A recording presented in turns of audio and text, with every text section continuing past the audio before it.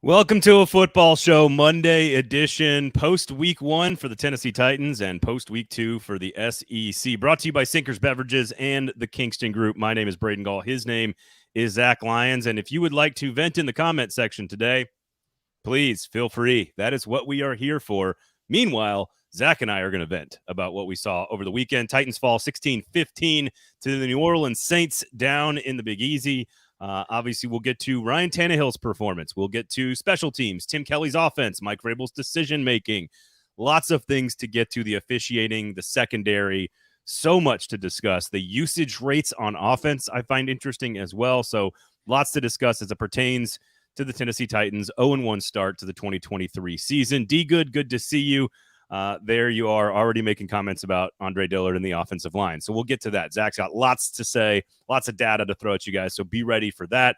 And of course, we'll do some rapid fire SEC football at the end of the week. Or at the end of the show? Did you hear from Mike Herndon on Saturday night at all? Did you? Yeah. I mean, he did a couple of shit talking things at the end. That's good. That's valid. Yeah. Texas answering two of the largest summer college football questions I can ever remember, like in my 20 years of doing this. Answered in one. I disagree that they answered it. They will. We'll kind of see. We'll see how they keep on going, keep on trucking. But like, I think both teams. I think that's a maybe. I think you don't know my questions. You don't know what my questions are. Yeah, you tweeted it, so you kind of already spoiled it for me. Well, you are the one. I follow you on X, so I see what you say. I don't live. Look. I know that I've been in the sewers for most of my professional career. There's very few people that are more in the sewers than me, and you are absolutely. You take the cake on that one. You get the award, and so you're right. You're correct. I like that your Twitter account is part of the sewers. Oh, isn't it the whole thing? Isn't the whole thing a sewer? Like one big giant? I'm not. I'm above the fray. Oh, you're above the fray. Yeah. Well, I don't know how you clean. I'm a clean little boy. Clean little boy. That's creepy to say that. I am the eldest boy. All right. So Sinkers Beverages, of course, Kingston Group. Let me remind you guys, of course, of the 50th anniversary party that's going on in Bluegrass Beverages up in Hendersonville. That, of course, this entire month, celebrating the start of football season, both college and pro. They are the sister store to Sinkers Beverages in East Nashville. There's the logo right there. Of course, the number one liquor store in Nashville in 2022. Uber Eats, search right there. Search Sinkers Beverages and have the booze delivered directly to your house. They drive so you can drink, especially after Titans games. But their sister store up in Hendersonville, of course, the proud sponsor of football and other F words. 50th anniversary month-long celebration began with a mini beer fest a couple of weekends ago, coming up on the 30th, Saturday, September 30th at Bluegrass Beverages. Remember, come on by. It's a bourbon and tequila fest. It is how many dollars, Zach? $0. $0. Same number of touchdowns Ryan Tannehill threw. $0. Come on out. They'll have some bourbon. They'll have some tequila. They'll have some food. They'll have some other things available as well. So make sure you check that out. And if you want to come join the wine dinner the night before, Friday the 29th. Tickets are available. 5-course meal paired with all kinds of fancy wines. That is the opposite of free.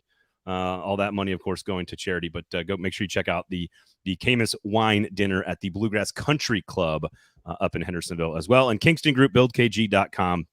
We told you how to build a win last week on the show, brought to you by Kingston Group. And I'm not sure how much of those things happened. We'll kind of break it down. We got to start with Ryan Tannehill. And how about this? Let's before we get into the specifics of the win or the loss, I want you to broadly give me how you reacted. I know you want to go into data for the. What do you want me to give you to react to? Okay, let me lay out the most positive spin I can put on it to try to make people feel good. And then you can react off of that. Does that sound good? I mean, okay. I could put a positive spin on it if you want, but I just didn't know. I don't know which part I'm reacting to. Am I reacting to the whole game, to Ryan Tannehill? It's gonna be. I've got kind of like a sentence that has formed over the last 24 hours. Okay. That if I am going to spin this in some sort of like week one is a liar, let's not overreact and make major conclusions in week number one. Look at the Titans really put that to the test yesterday. They did. But look at the rest of like the Joe Burrow and the Bengals look terrible, and the Vikings lose at home to the Buccaneers, and the Steelers lose. The Ravens don't look good in a win. Trevor Lawrence had a lower EPA than Ryan Tannehill, which was there's weird. A positive. and like for the and conversations that we had all summer. Like the Chiefs played their players, the Titans did not. A lot of people going to go to, well, why doesn't Vrabel, they lose week 1 all the time? Yeah. There's guys that play their guys in week number 1 in the preseason and then still end up losing in the first week too. So they don't look as bad. I agree. I guess that would be my argument. So here, let me just lay this out to try to bring people into the happy space. Okay. Before we take a big shit on all of that. Yeah, before we can kick them out of the house. All right. First time Ryan Tannehill has thrown a football in the better part of 8 months with a brand new offense, mostly an entirely new offense around him, with the exception of Derrick Henry, with a new offensive coordinator on the road in one of the loudest places you can play. And they had an opportunity to win the game in the fourth quarter. They had a lead pretty late in that game for the vast majority. And he played one of his worst games of his entire career. And you put all that together and they still could have won the football game. So to me, that, like, if you're going to spin it in a positive, it is look at all this garbage and they still were in a position to win it at the end and had a lead in the third quarter. That's not even including missed calls, incorrect calls. That's not including also the fact that, I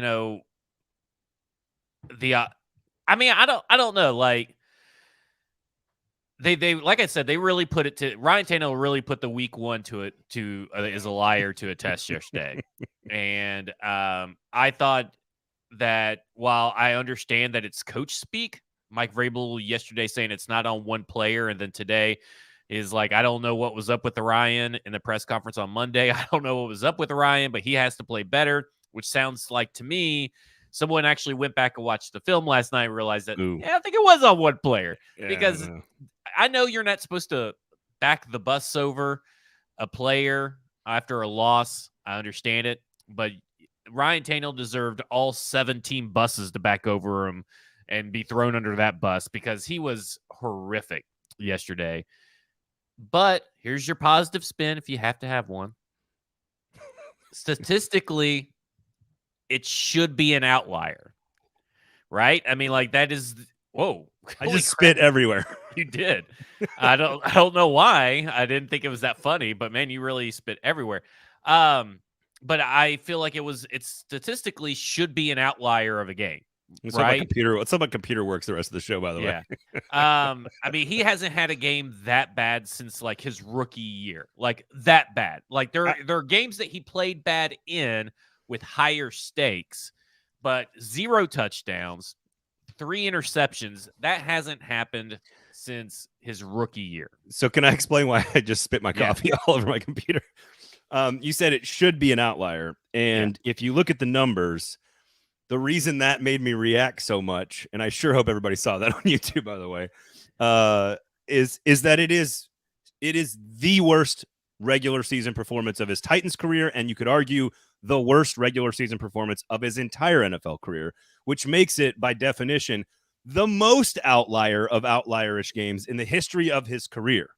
Because, again, let me give you a couple of numbers. We all know the quarterback rating, 28.8, worst of his entire 163-game regular season career. In his career, 0 touchdowns and at least 3 interceptions. That's only happened. He's only had 3 interceptions in a game 7 times, only 1 time in Tennessee in the regular season. There was another one in the playoffs against the Bengals, but he threw a touchdown in that game. It was his 8th worst completion percentage at 47%, 2nd worst in a Tennessee Titans uniform. Only other worst time in the Titans uniform was against Green Bay a couple of years ago, 45.8%. Like, statistically speaking, it was the worst performance that Ryan Tannehill has ever played in a Titans uniform. And again, you would argue one of the 2 or 3 worst performances of his entire career, regular season. And so therefore it's not just an outlier. It is the outlier of all outliers. It's the worst performance I've seen from a quarterback, I feel like, since, man, I want to say like Zach Mettenberger. Like, I think Mariota, I don't even think Marcus has had that bad of a game from start to finish where it was that bad. Like, it was so bad because last year over the summer, stats came out, talking about Tannehill. He was one of the best quarterbacks in the NFL 70% completion percentage or something or right around that to open receivers. And he missed so many he missed 2 wide open receivers when thrown to him. That's only when thrown to him, right? So like, yeah, that is a big outlier. And then if you look at the play action passing, he was 30% completion percentage on play action passing. That never happens. And that is insane. Those are insane stats. But what worries me about Ryan Tannehill, because I'm so confused, his arm strength, I don't know if he got hit and he got hurt, but his arm strength, I thought, was sorely lacking trying to get the ball into tight windows compared to how he normally is able to zip it in.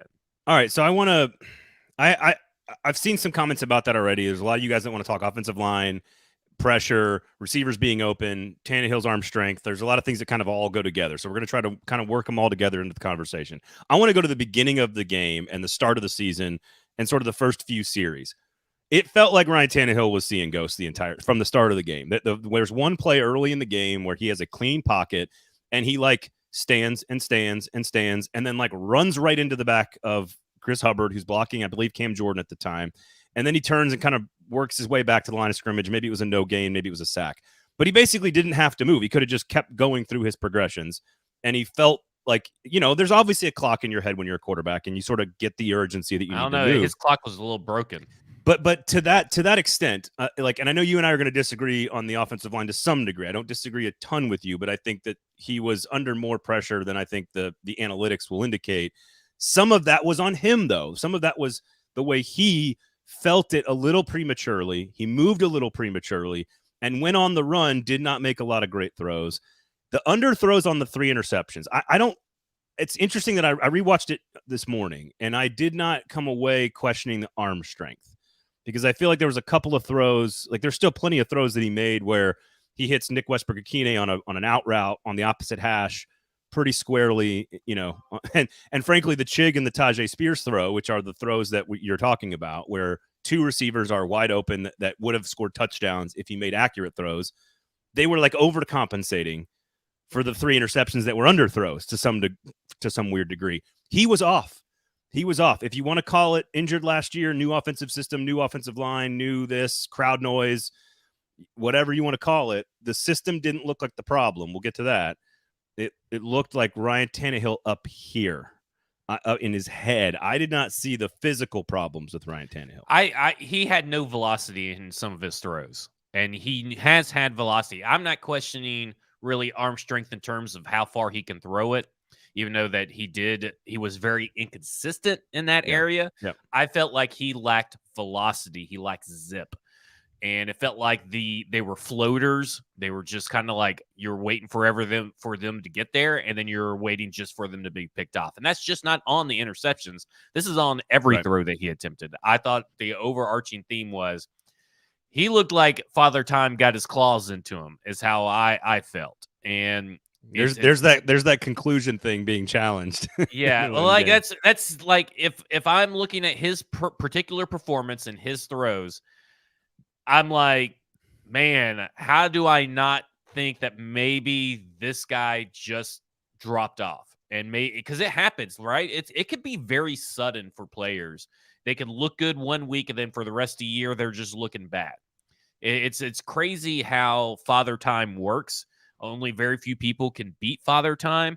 I'm not putting my money that Ryan Tannehill is one of those few people. Yeah, but I am a little surprised that if this is the case, that it is starting right now, because all the reports have been really good from training camp.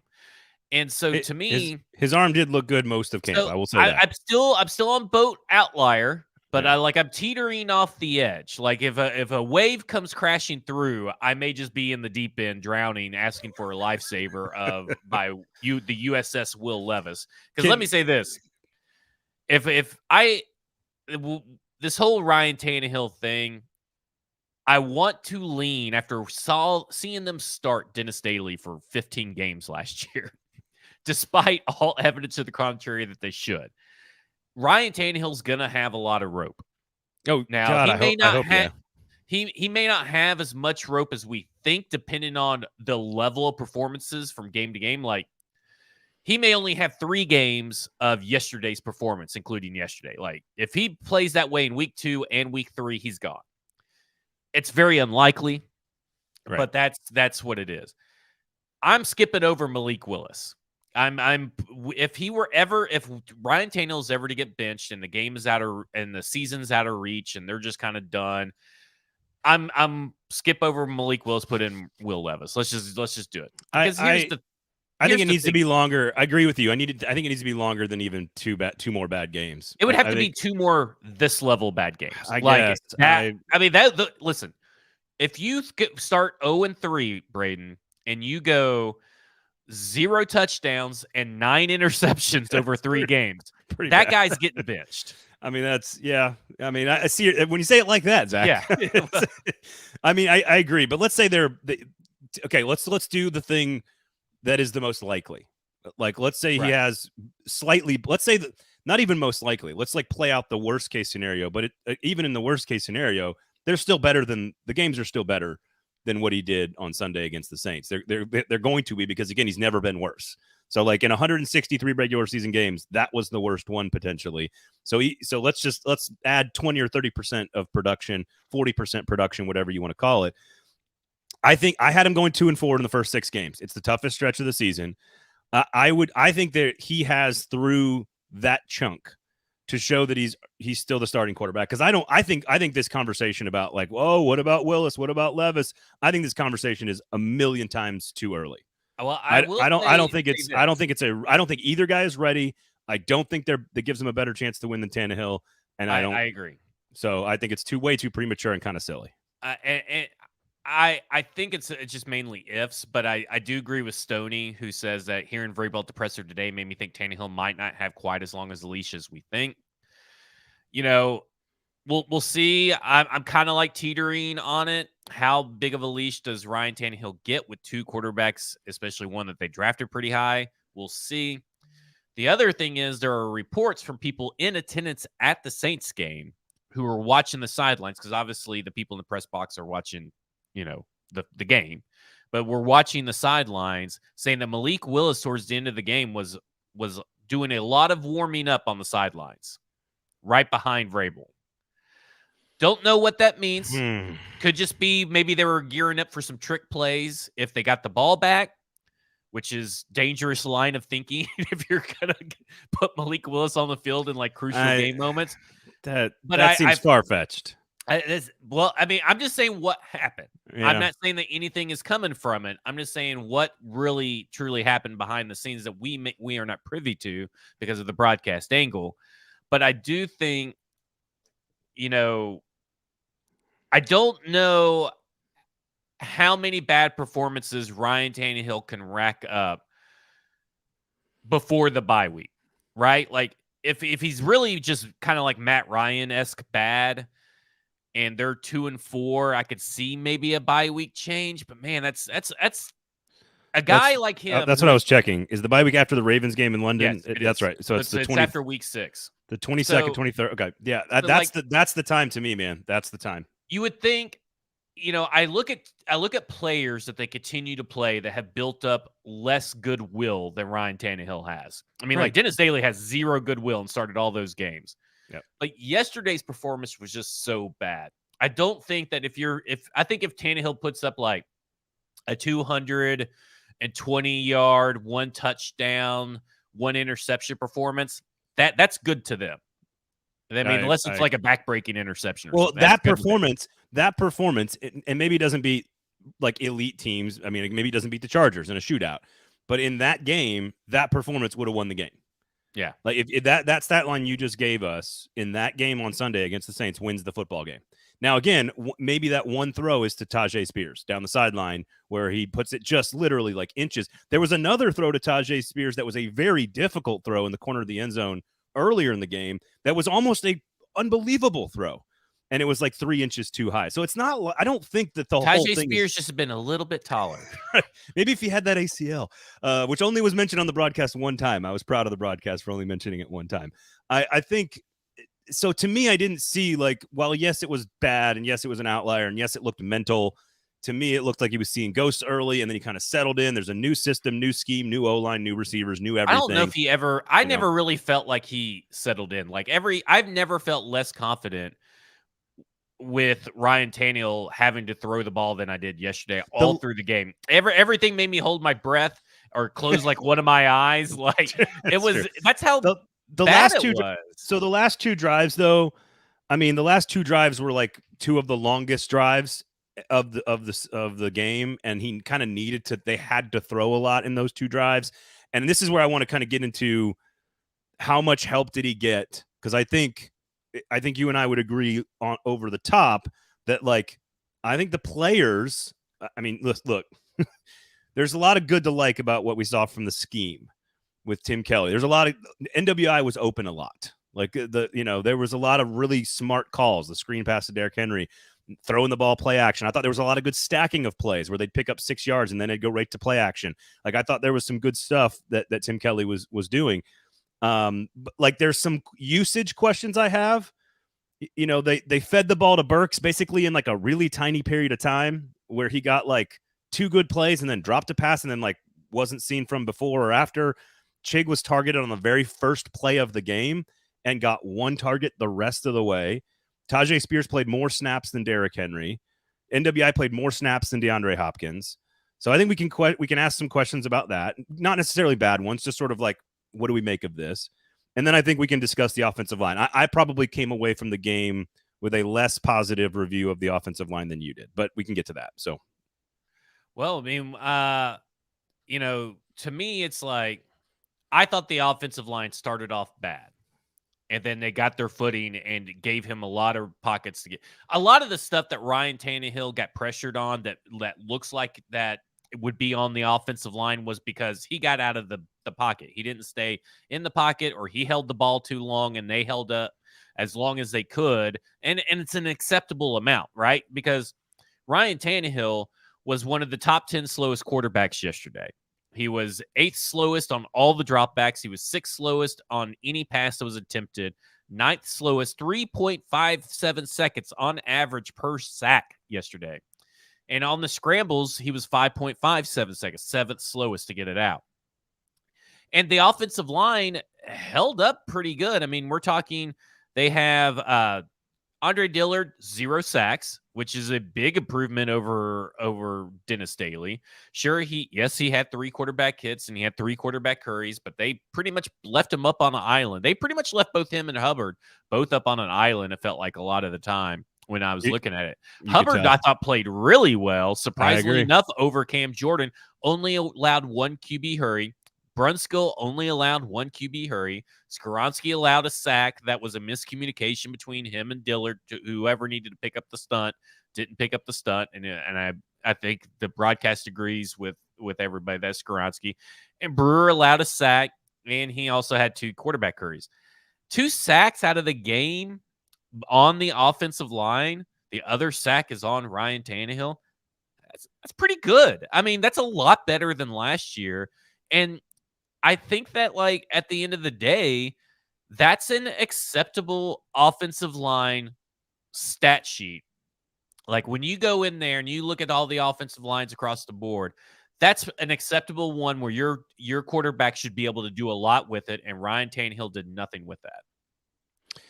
So I think I don't necessarily disagree with any of that. A lot of that's data. I think I got that way from watching the game. So I was very pleased to see that the data kind of supported what I saw watching the game.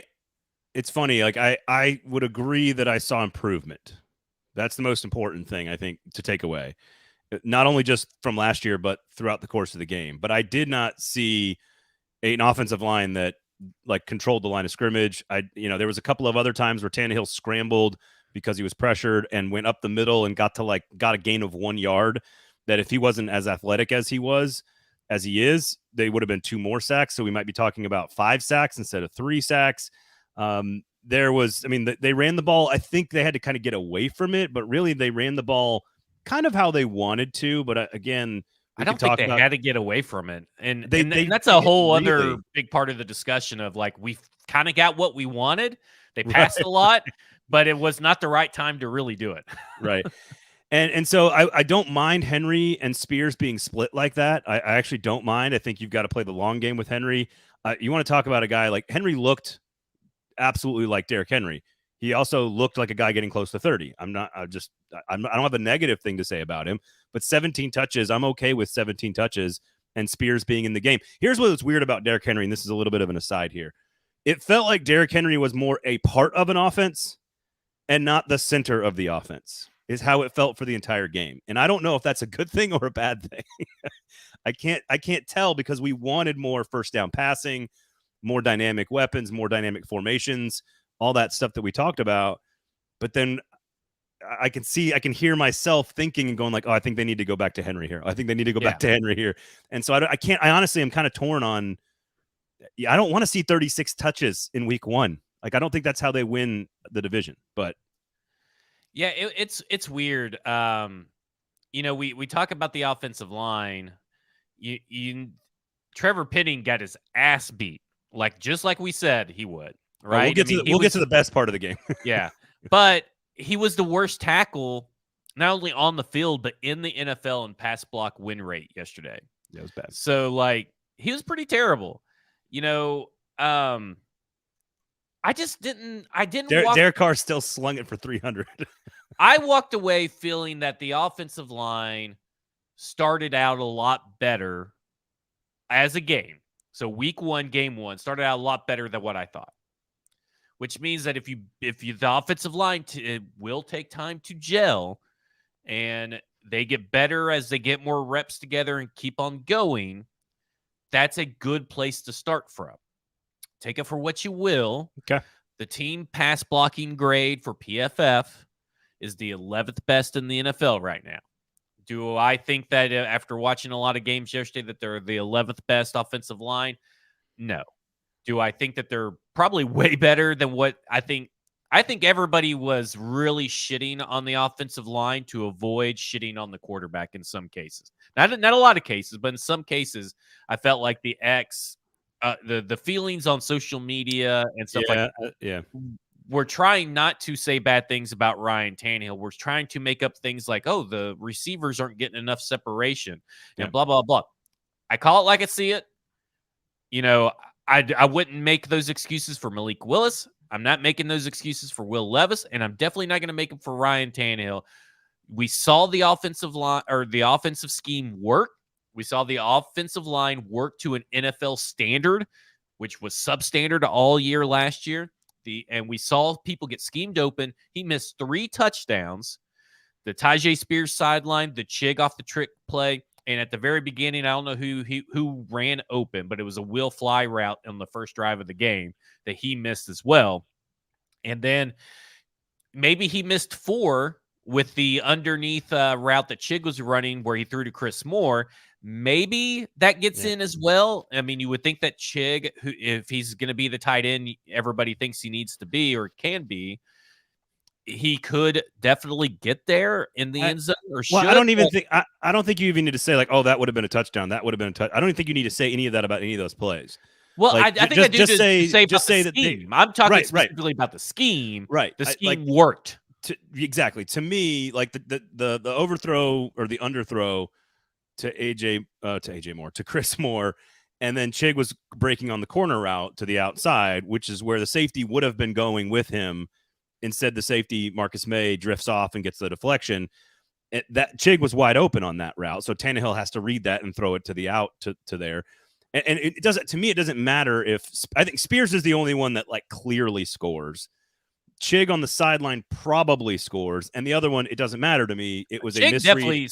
Chig definitely scores off the trick play. He was wide ass open. Probably. That's a 100% play. Again, probably. You just never know. Demario Davis had, by the way, this is another statement here. Cam Jordan, Demario Davis, just really, really, really good football players. Marshawn Lattimore had a really good game too. The point is like the scheme is what matters here. The scheme worked. Now they did a lot of trick stuff. Spears lead blocking for Henry out of the Wildcat, end arounds with Traylon Burks, which they was ran. Such a stupid choice, by the way. I mean, like they always have to have one play where you're just like, what the fuck were you thinking? They got more cute in week 1 than I probably expected, but they had to do something because the quarterback wasn't making plays. I think if we're trying to discuss scheme versus playmakers versus O-line versus quarterback, it's a no-brainer where quote unquote blame falls. It falls on the quarterback. And so I think that's easy to say. It doesn't mean that the scheme can't be better. It doesn't mean that the offensive line can't be better. And I think your approach to the offensive line is correct, that they look better than last year, but that I still need to see some progress before I start to say that they're, again, top 20, let's say. I'm not going to go there yet. I just need to see it consistently. And then we'll find out, honestly, what Radens or MPF bring to the table. I think it's such a long season. Week 1 is a liar. We know all of that. So we can handle it. But not off to a great start. Like I see a lot of people comparing this to the Cardinals game. This is 1,000 times worse than the Cardinals game. Like, I just say that. I think you mean a couple years ago? Comparison. Yeah, I think it's an erroneous comparison. I don't think they're related at all, other than the fact that they both took place in week 1 of an NFL season and both resulted in a loss. Entirely different performance on the field than that one. All right, we'll see how this season goes. Now, here's the thing. And Rob go to Greenlaw, Sinkers Beverages, by the way. Yeah, Robert Greenlaw on Twitter, I think he put it best. And the Titans are in a rare win-win-win scenario. They're good, playoffs, fun football. They're bad, franchise quarterback inbound in some way or another. They're mediocre, we all die eventually. There you have it. I want to get to some of the decision making. We know the decision making was bad by Ryan Tannehill. We know that. We can say some. Do we want to say some positive things now, or do you want to do? Let's save the defense for later. Nick Folk was pretty good, by the way. So we give look what happens when you spend a 7th round pick on a kicker. He makes all 5 of them. I think the decision making is interesting. To what we can talk Tim Kelly, we can talk Ryan Tannehill, we can talk Mike Vrabel. The challenge flags. We can talk officiating decisions. There's a lot of decisions we could discuss through the course of this game on Sunday.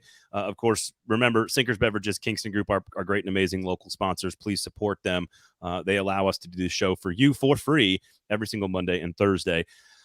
The big one, because you just cited a lot of data and a lot of analytics for the offensive line. And the big one is that from a data standpoint, from an analytics standpoint, the decision to kick the field goal with whatever it was, 2:26 left to go in the game was incorrect. Now, I think there's far more that goes into a football decision than just purely reading a sheet of paper with percentages on it, because of a lot of other factors. So we can get into this. I find the Vrabel decision to be interesting. At the time, I found myself split 50-50, literally going like, I get why he would kick it. I get why he would go for it. I'm not sure where I fall on this. You got 3 timeouts and the 2-minute warning. Your defense has been elite. Your offense has not scored touchdowns in the red zone. 4th and 6. Do I trust? Like I understand the dilemma here, and I understand why both sides would argue the data tells you have to go for it unequivocally, but the football instincts tell you to absolutely kick the field goal. So I'm actually genuinely torn on what the right decision was, and I know you are not. Yeah, I think he made the right move, because we were all watching the game. You can't make believe stuff does not matter to when the game has played out like it has, right?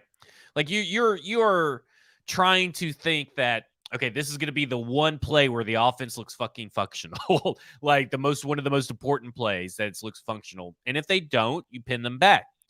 But to me, you take the points, because you know that your kicker and your defense were the 2 most reliable things on the field for 3.5 quarters.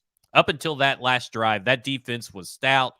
They were doing a good job of holding up and getting the ball back into the offense's hands. Mike Vrabel said on Monday, Nick Folk was 5 for 5. I wish he was 6 for 6. And he even said yesterday that there's no doubt in his mind that the defense was going to get the ball back and we were going to be able to kick a field goal. A field goal. Not score, not touchdown, a field goal. That tells you everything about where Mike Vrabel's faith was in his team at that point. It was in his kicker. In his quarterback. And that's That's where we all were. So I think that to throw out reality just because you moved from 27% to 37% or 23 to 33, whatever it was on Seth Wilder's Twitter account, it was a 10% swing.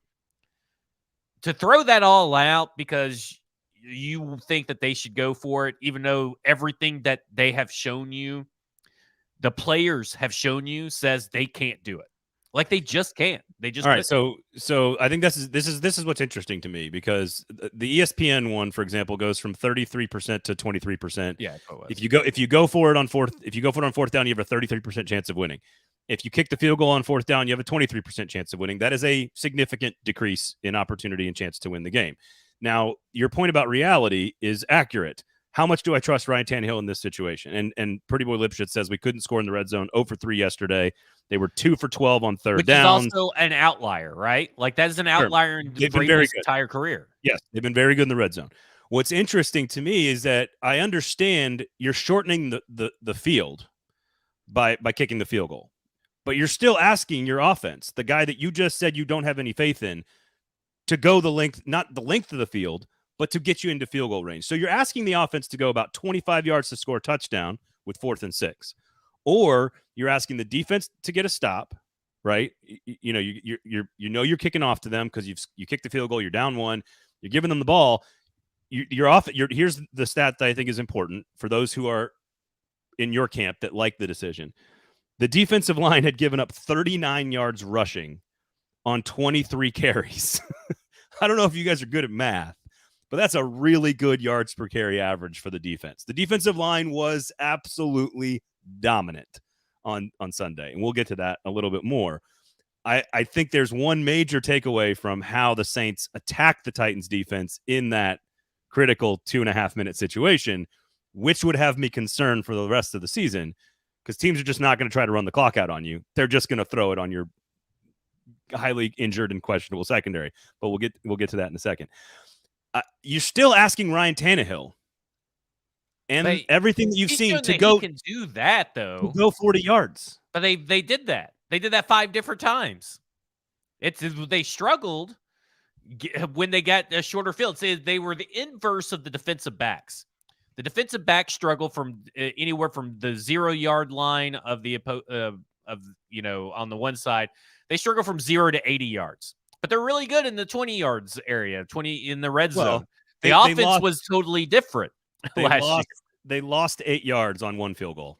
So let's be honest about that one. They went backwards 8 yards and kicked a field goal on their first drive. So you got to take one of those off the board 4 times out of their 12 possessions. They still were in field goal range, and they still, guess what? Even with the penalty, we're still in field goal range. No, right, but the offense didn't put them there is what I'm saying. They recovered the fumble on the Amani Hooker fumble, and they went backwards 8 yards and kicked a field goal on the very first drive. Ryan Tannehill did not move. Okay, well, he did it 4 times, Braden. I mean, okay. 4 times out of 12 drive. No, 4 times out of 12 drive. And how many touchdowns did they score? 0 out of 12 times. So which is the worst percentage chance? Well, 23 in reality. 23 is less reality. than 23 is less than 33. They had 12 possessions, and on 4 of those drives, they were longer than 4 plays. They were 4 plays and out. The robots do not take into effect what's happened in the previous drives of the game. They look at where it's at score-wise and historically at that point in time in previous years. They're not taking into account the other stuff. And that's why analytics is a tool for football coaches to use and not the end-all, be-all. It was the correct call based on how the entire game played out. I honestly am still torn. I totally, even in the moment, I totally see your argument. My initial thought was, especially like watching football for 41 years, it's like my initial moment is, all right, the defense has been playing great. They can't run the football. You've got 4 times to stop the clock. Your quarterback on 4th and 6. I'm normally team go for it too. Right. Yesterday was the correct choice. It's just I'm always on the right side of history. Yeah, well, maybe Christian Fulton shouldn't be on the field then. I kind of agree with that. That was, I mean, obviously that was a critical blown coverage there where he just was playing the sticks and got beat on that last play there. I see it both. I truly see it both ways. The analytics data people that say, look, they're unequivocally, you go for it. You're inside the 30-yard line. You're never going to find yourself in a shorter situation and win the game. Statistically, win probability. Like I get where they're coming from. I totally understand it, and I'm with you normally. There's also a difference between 33% and kicking a field goal and having like 90%. Like, sure, it still wasn't 33% is still not good. But I understand that's better, but it's still not good. But it also didn't take into account everything else as led up to that point. I think there's a lot of decisions that are generally 50-50 within what we would call like statistically the margin for error, right? Like that there's no real impact on the game one way or the other. So you kind of make the decision as a football coach, sort of, right? Like it's within the margin of error statistically. That's a pretty big number. So I understand the nerds saying, look, this is absolutely the worst decision. A 33% chance of winning the game is statistically much, much higher than 22% or 23%. But again, my brain was telling me something different while I was watching it in real time. I was watching it in real time going, I'm surprised he's kicking it, but I know what's happening. You're shortening the field and you're letting your defense and your kicker win the game. And that sounds like Mike Vrabel and how the game was playing out. So I understand both sides of it. And I know I'm supposed to have a take here and like be, passionate about one side or the other, but I think we would be arguing about it either way, no matter what happened. And I'll talk about this on Football and Other Efforts as well. But do you know between Nate Davis and Daniel Brunskill who played better yesterday? Well, somebody in our comments said that Nate Davis was the worst. He allowed 9 pressures yesterday. And not only that, he had an almost 20% or 20 points less run blocking grade from PFF than Daniel Brunskill. Just saying. Told you. Yep. So as Stoney says, conceptually speaking, I thought Tim Kelly cooked. Yeah, he cooked. There was a lot of times where the scheme clearly worked. Guys were open. Tannehill didn't find them, and we've already covered that. The go for it thing, we could argue about that till the end of time, and one side is going to say one thing, the other side is going to say another, and you can't really, it doesn't always, even with data and analytics, it doesn't always work out in your favor. So.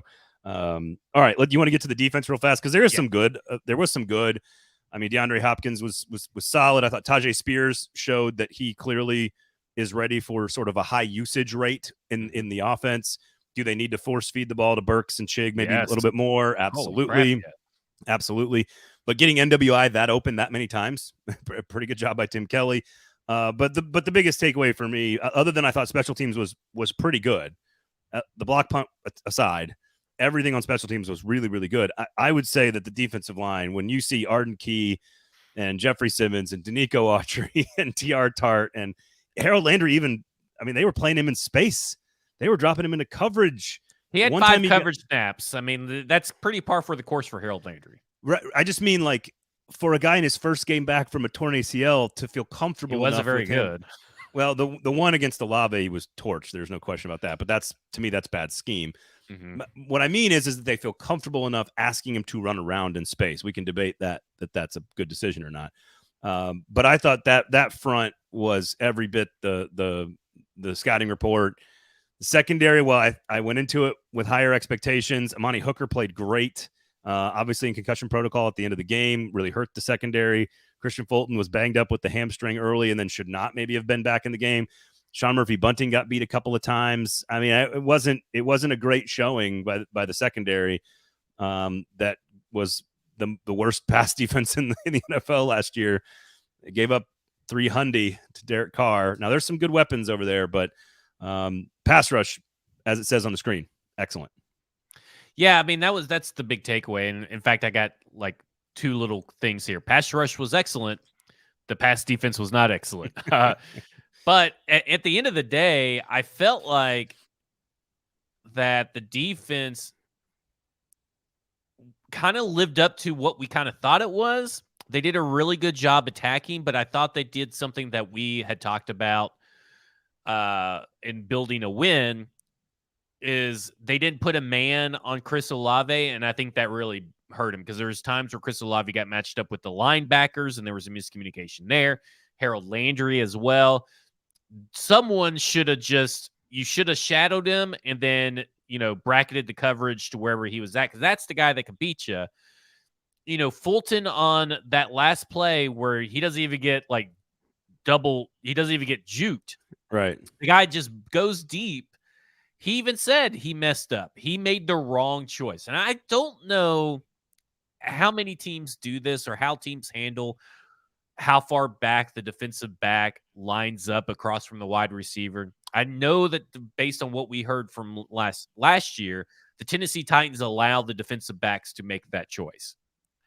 I don't know if they're responsible enough to make that decision. It's like, if they're not old enough to take care of a dog. They may say they want a dog, but they're not old enough to take care of a dog. So I don't know how you work around that with the players that you got, but Arden Key, phenomenal. So much better than Bud Dupree. Bud Dupree didn't have one game like that where I felt like, whoa, that guy is here. That guy everywhere. Bud Dupree didn't really ever have a game for us like that. And I thought that he looked really good. I thought Autry looked good. In fact, they're both in the top 10 in pressures generated. Arden Key's tied for first. Arden Key's also number 1 in pass rush win rate, and he was just like that last year. So this is not a fluke. This is a trend. It's not a fluke. I think that when Harold Landry starts getting a little bit more comfortable, a little less timid, because I do feel like he was a little timid. He wasn't his usual self at usual speed in certain situations. I do think this defense is going to be a weekly performance. It's pretty much, can the defense score more touchdowns than the offense? That's what it feels like we're gambling with every week. That's the question. Will the Titans actually score a touchdown on offense this week? Or will they score a touchdown in the second half? That's what it feels like to me right now. I thought the middle linebackers, it looks like they're going to roll with Alshair and Gibbons at most of the game, most plays, most formations, most situations.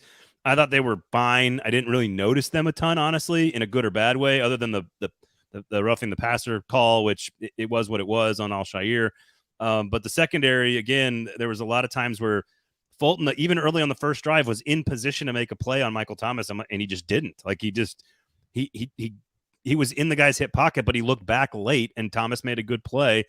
Bunting got beat by Thomas as well. Rashid Shaheed, I believe is his name, who just I think it was. Oh, now I'm drawing a blank. I think it was the touchdown. I believe it was Sean Murphy Bunting who jumped it. He did a double move on him, which was such a slight double move. I didn't even notice it. And I think there was another route that was coming underneath that Carr was looking at, so that he was looking in the backfield, and you can't do that if you're in the red zone. So there's some questions there. Hooker needs to be on the field, man. The guy was everywhere. Special teams, defense, made plays. And, of course, he missed 11 snaps at the end of the game, which is, you could say played a big role on why they did or didn't get one of those stops. Out of the 30 teams that played so far since Thursday, the Titans ranked 21st in dropback per EPA allowed. They ranked 23rd in dropback per success rate allowed. In rush EPA, they're 5th in rush EPA. And then they're first in rush success rate. Only 16.7% of the rushes yesterday by the New Orleans Saints were deemed successful. Yeah, they were terrible running the football. Now, this puts them at, because of that drop back, we're talking that's how good they were, right, in rush defense. I just said top 5. Number 1 in success rate. When you combine that and the EP and the dropbacks, they drop down to 21st in EPA per play allowed. But in success rate, they're still top 10 in total success rate, only allowing 36.5% successful plays for the New Orleans Saints. That's not terrible. You know what I'm saying? Five plays of 20 yards or more and another play of 19 yards. So 6 plays of 19 yards or more. That's a major concern. But the defensive line and the pass rush and stopping the run, not a concern. The Titans were number 3 and we're going to offense now. Because these just came out. These just got released today, just now. Ooh.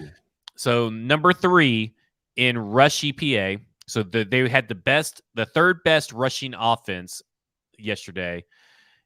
And in dropback per EPA, They were actually 20th. They were higher than Mac Jones, higher than the Falcons, higher than Bryce Young, higher than Trevor Lawrence, because I'm going in order, by the way. So Mac Jones, Desmond Ridder, and Bryce Young were all better than Trevor Lawrence in dropback per EPA. Then it's Deshaun Watson. Then it's C.J. Stroud. Then it's Josh Dobbs. Then it's the Kenny Pickett, that offense looked horrendous. How did Deshaun Watson and the Browns win 24-3 with those numbers? Well, because the Bengals were 29th dropback per EPA, and then the Giants were, of course, last. And, oh my god! That flips when you talk about success rate, dropback success rate, because obviously there were some touchdowns for the Jaguars. They ended up going. So listen to this. So they were that low in dropback per EPA. So per expected points added per dropback, right?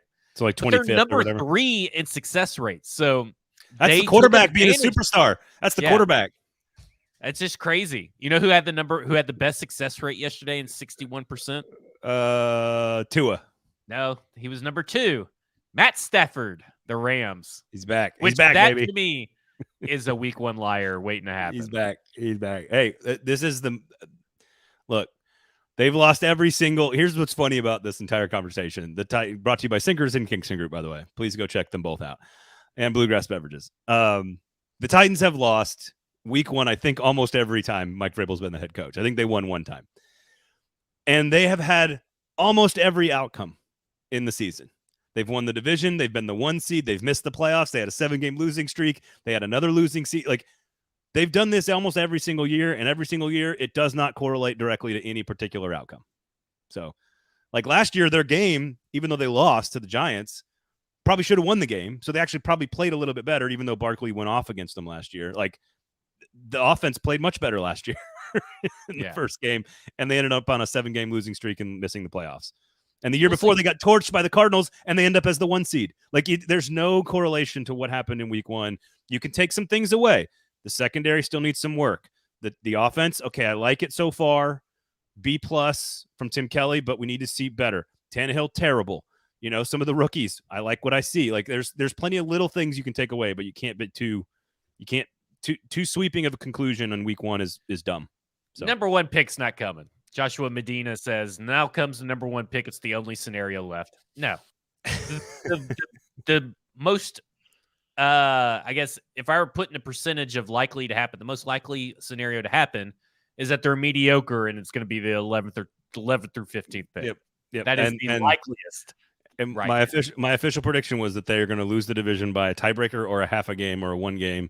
I don't know. We'll see what Ryan Tannehill. We'll see what Ryan Tannehill is, because I don't know, man. They may be even worse than that. Okay, all right. See, don't go. You got them winning the division. Saying, don't overreact. I'm just leaving for the possibility that maybe not everything is a liar, but we'll see. I think that's the right approach. I expect the Titans to play better. Does that mean a win over the Chargers? Tune in on Thursday and we'll tell you. Brought to you by Sinkers Beverages and the Kingston Group. Okay, quickly here, rapid fire SEC. What you got for me? You can fire at me if you want to. The thing I posted on Twitter that we talked about earlier, which is that there were 2 large questions all summer long that are sort of like big picture. They're not about any one particular player or season, really. Is Texas ready for the SEC? And are there concerns about Alabama's dynasty?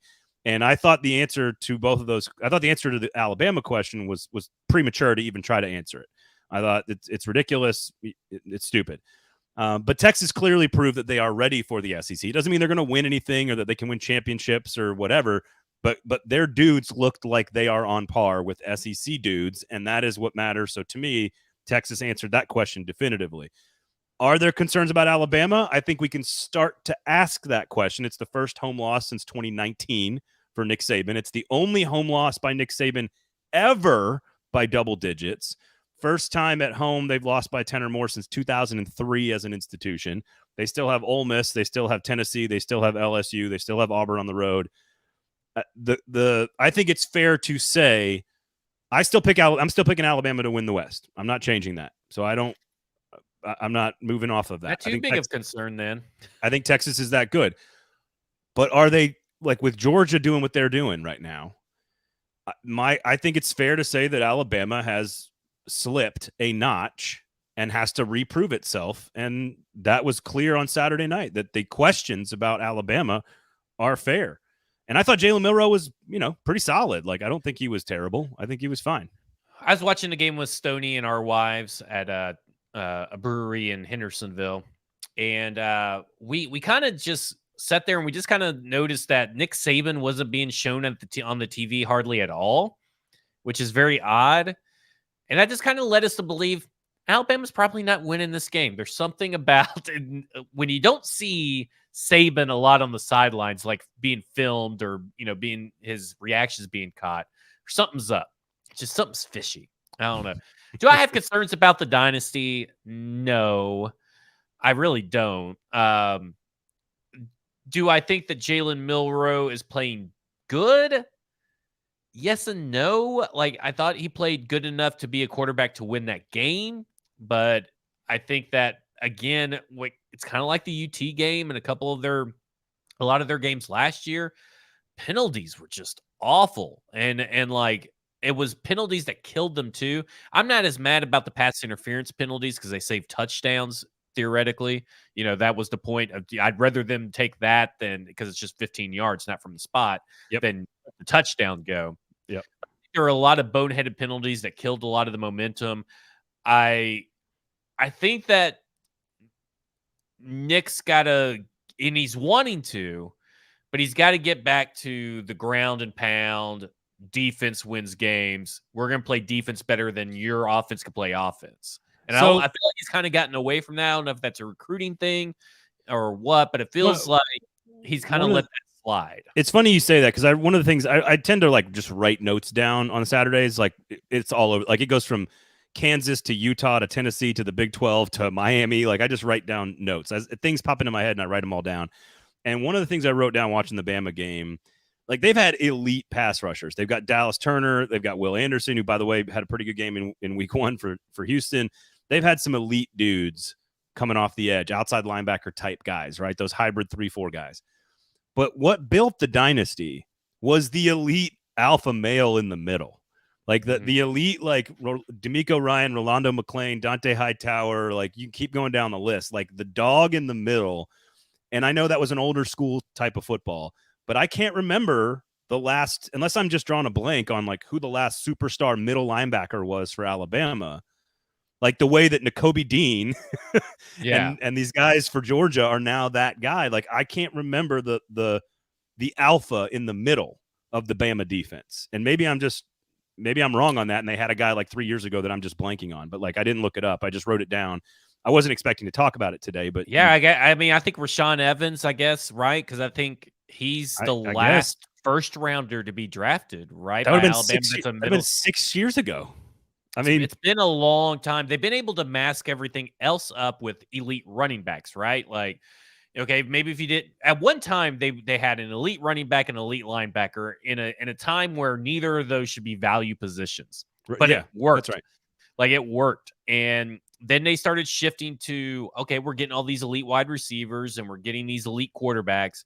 Well, now the well has run dry. That's kind of what I feel like. The well has run dry, and they're not replenishing at a fast enough rate to maintain success. Well, I think the running back room is actually really good at Alabama. I think it's okay, but it's not up to snuff compared to other times. This is one of those weird situations with the quarterback to me at Alabama that is sort of asking a question about where the game is. Because Jalen Milroe in any other year of college football, losing the most productive quarterback in school history who won the Heisman Trophy and led his team to the national championship game and an SEC title in Bryce Young, going to Jalen Milroe 99.9% of the time is what every university has to do. Mm-hmm. You have to do it. And you have to go, and this was not some like 2-star walk-on, okay? This was like a 4-star recruit, Ty Simpson, 5-star recruit. I wonder if the game just demands something different at like Jalen, because there was a couple of throws that he missed down the sideline where he missed by like a couple of inches. And what you do when you go from Bryce Young to Jalen Milroe is you probably sacrifice a tiny little bit of accuracy down the field, obviously. And then, of course, he hits Jermaine Burton on like a beautiful throw down the field to like take the lead. It was just a great game all around. But I think I think people are so fast to say, "Oh, Nick's got to go to the portal. He was too stubborn. He didn't go get a quarterback." And I'm kind of like, you don't just go find Bryce Young out of the portal. Like what? Well, and What are we I'm not talking about? really too upset with. I mean, they also got backup quarterbacks that are.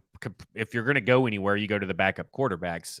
I'm not too terribly upset with Jalen Milroe. I don't know if I really put anything on the onus on him. I just think it's like everything around him. There's doesn't feel like there's a position group where you're just like that is for sure the best in the nation. That's Right? I fair. mean, like, That's because fair.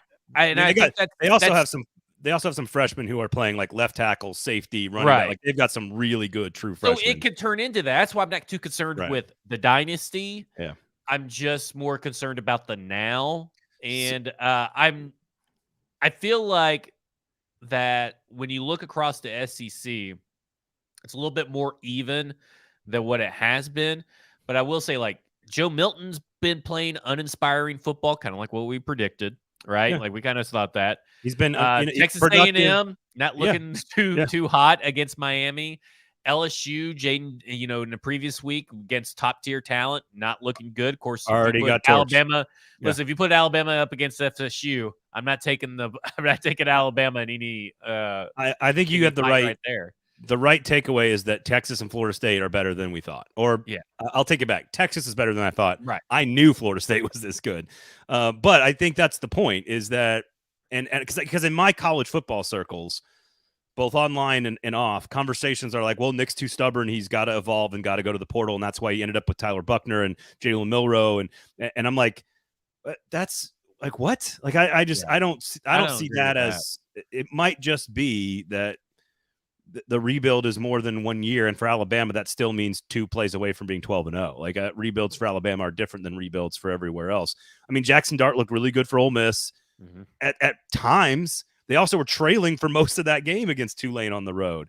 I mean, A&M. Tulane's backup quarterback, by the way. Right, exactly. And then they pulled away in the end, and Jackson Dart does make a spectacular play on 4th down in the red zone to win the game and a couple of big throws, but like they weren't elite. I thought that was a really good win, though.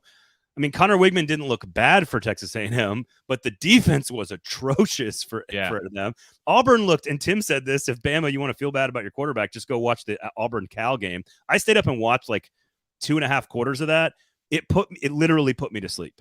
Like that's how bad the offense was in the Auburn-Cal game. Mississippi State was fun. Will Rogers is pretty good, but they needed overtime to beat Arizona at home. Like Tennessee struggled against Austin Peay. Spencer Rattler's already been beaten by North Carolina. Florida's already been beaten by Utah. Like, I just think we're in for a crazy year.